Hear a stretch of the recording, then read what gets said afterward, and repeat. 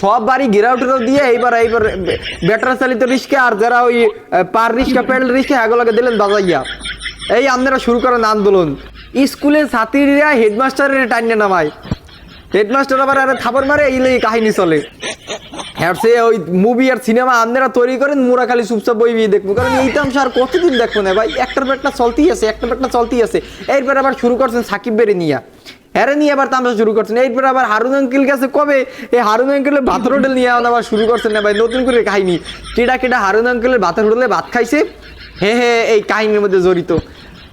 বেচারা এত কষ্ট করে যে যাইতে ভালোবাসছে, যাইতে জিডি করতে, হ্যাঁ এই হারুন আঙ্কেল এই হোটেলে নিয়ে ভাত খাওয়াইতে।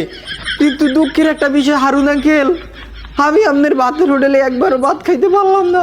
আর কষ্টটা এইখানে মোর বুঝছেন, যে আপনার ভাতের হোটেলে সাকিব খান ভাত খাইছে, অপু বিশ্বাস ভাত খাইছে, এরপর ওই যে